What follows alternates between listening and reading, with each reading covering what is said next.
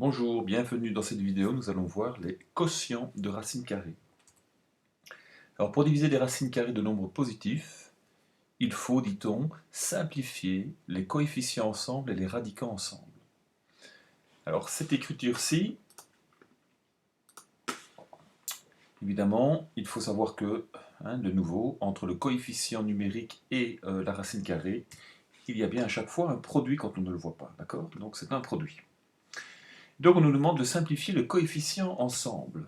Eh bien, voilà, c'est comme si je cachais, dans un premier temps, racine carrée de 24 et racine carrée de 50. Et donc je viens simplifier 3 et 9. Je peux le faire puisque entre 3 et racine carrée de 24, c'est un produit. Entre 9 et racine carrée de 50, c'est un produit. Et donc on peut simplifier un facteur du numérateur avec un facteur du dénominateur.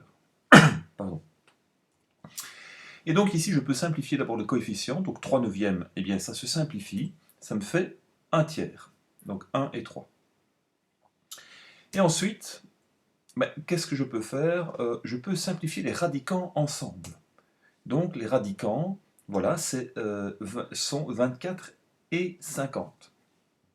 Alors pourquoi est-ce que je peux simplifier ces radicants? Eh bien, selon la propriété que le quotient de racine carrée est égal à la racine carrée du quotient. D'accord? Donc racine carrée de 24 sur racine carrée de 50, c'est égal à la racine carrée de 24 sur 50. Et là, on voit que 24 sur 50, on peut la simplifier, ça fait 12/25e. Et après, eh bien, je peux réécrire cette racine carrée de quotient sous forme de quotient des racines carrées.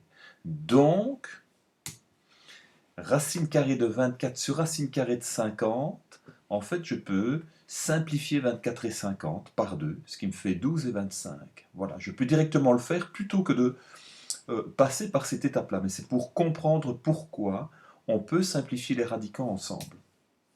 Donc c'est comme si, voilà, je venais dans mon développement simplifier 24 et 50, d'accord, comme deux facteurs d'une fraction.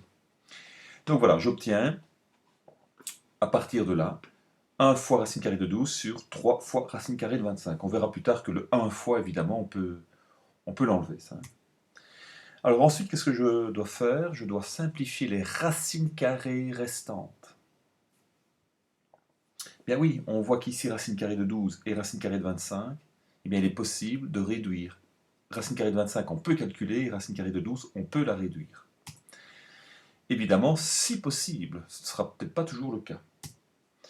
Et donc voilà, ici, racine carrée de 25, ça me donne 5, et racine carrée de 12, où je vais, donc ici, on voit que 1 fois, je vais laisser tomber ceci, puisque 1 est neutre pour la multiplication, donc j'ai bien racine carrée de 12, ce qui va me donner 2 racines carrées de 3.